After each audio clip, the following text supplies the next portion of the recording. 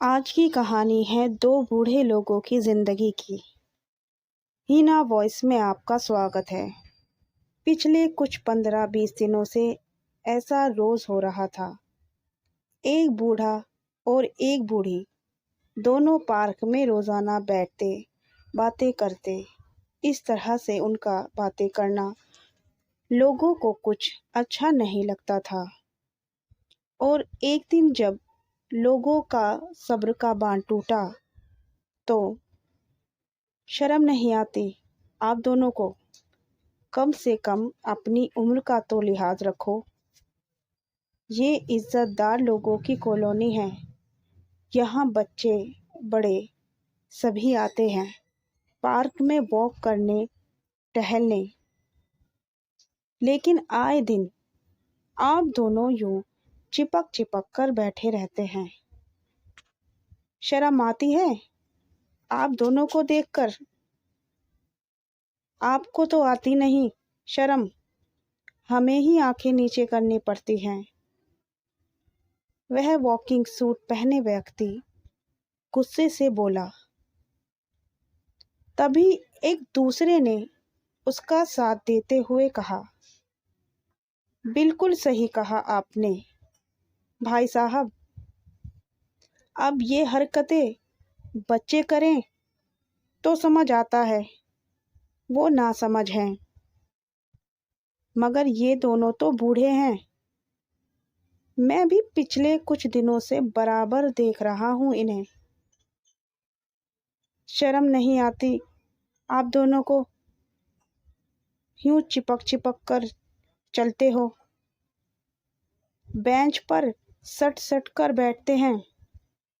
एक दिन का हो तो चलता है, रोज का ड्रामा लगा रखा है दोनों छिछोरों ने। पार्क में इकट्ठी भीड़ ने दो बुजुर्गों को घेर रखा था और कुछ ऐसी ही बातें कहते हुए उन दोनों बुजुर्गों पर गुस्सा हो रहे थे। तभी उन बुजुर्ग ने चुप्पी तोड़ते हुए कहा, बेटा हम कोई छिछोरे नहीं हैं, मजबूरी है हमारी। मैं आपकी ही कॉलोनी का हूँ। मेरी पत्नी गुजर चुकी है, बच्चे विदेश में अपने सेटल हैं। उन्हें अपने बाप की कोई चिंता नहीं, छोड़ गए हैं अकेला बीमारी में, मेरे बनाए उस घर में जिसे मैं मंदिर कहता था। मुझे लगता था वो मेरे बुढ़ापे का सहारा बनेंगे, मगर मतलब निकलते ही मुझे अकेले मरने के लिए छोड़ गए। और ये हैं गीता जी, इनका भी ऐसा ही है। बच्चों ने इनकी संपत्ति हड़प ली और इन्हें वृद्धाश्रम में छोड़ दिया। ये अपना मन बहलाने यहाँ पार्क में आती हैं। यहाँ हमारी मुलाकात हुई, एक दूसरे का गम बांटते बांटते दोस्ती हुई। बेटा इन्हें कम सुनाई देता है, वही मुझे कम दिखाई देता है। हम दोनों 70 पार हैं। आज हम दोनों एक दूसरे का सहारा हैं। कुछ गम बांट लेते हैं पास बैठकर।